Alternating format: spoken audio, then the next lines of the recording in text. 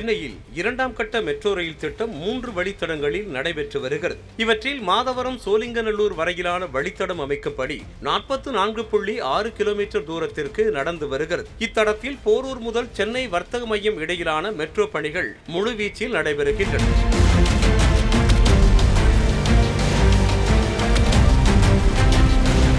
போரூரில் இருந்து நந்தம்பாக்கம் பகுதி வரை மெட்ரோ ரயில்வே பாலம் அமைக்கும் பணிகளும் நடைபெற்று வருகின்றன.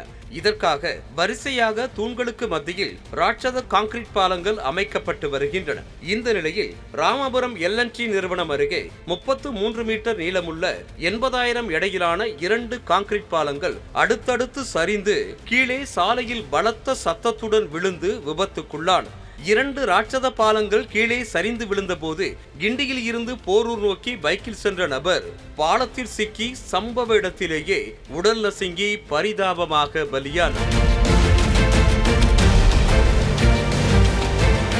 பாலம் சரிந்து விபத்துக்குள்ளானதால் அந்த பகுதியில் கடும் போக்குவரத்து பாதிப்பு ஏற்பட்ட நிலையில் நிகழ்விடத்திற்கு விரைந்த நந்தம்பாக்கம் பரங்கிமலை போக்குவரத்து காவலர்கள் மற்றும் மெட்ரோ ரயில்வே திட்ட அதிகாரிகள் விபத்து நடந்த பகுதியில் முன்னெச்சரிக்கை நடவடிக்கையாக அந்த வழியாக எந்த வாகனங்களும் செல்ல முடியாத வகையில் தடுப்புகளை அமைத்தனர்.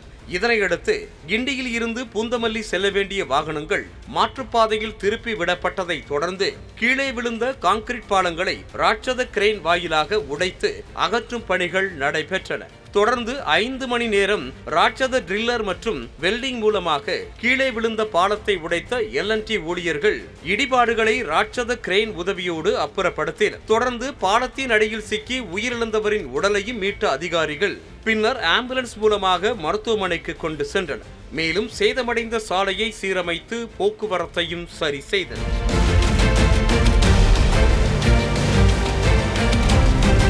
முன்னதாக கீழே விழுந்த பாலத்தின் அடியில் சிக்கி உயிரிழந்தவரின் வாகனம் மற்றும் செல்போனை கைப்பற்றி போலீசார் விசாரணை மேற்கொண்டனர்.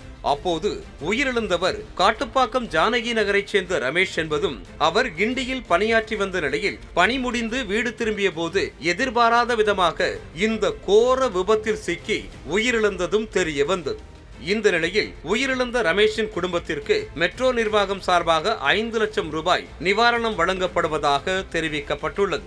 சுற்றுலா சென்ற இடத்தில் தீவிரவாதிகள் துப்பாக்கி சூடு, கொண்டாட்ட நிகழ்ச்சிக்கு சென்ற இடத்தில் கூட்ட நெரிசலில் சிக்கி உயிரிழப்பு, வேலை நிமித்தமாக விமானத்தில் சென்றால் விபத்தில் சிக்கும் விமானம், விடுதியில் தங்கி படித்தால் விடுதியின் கூரை மீது விழுந்து நொறுங்கும் விமானம், இவ்வாறு மனிதர்களின் வாழ்க்கையை மிகவும் கணிக்க முடியாத நிலையில் மாறியதை உணர்த்தும் சம்பவம்தான் சென்னை ராமாபுரத்திலும் அரங்கேறி இருக்கிறது. இதற்கிடையே விபத்து சம்பவம் குறித்து போலீசார் வழக்கு பதிவு செய்திருக்கின்றனர்.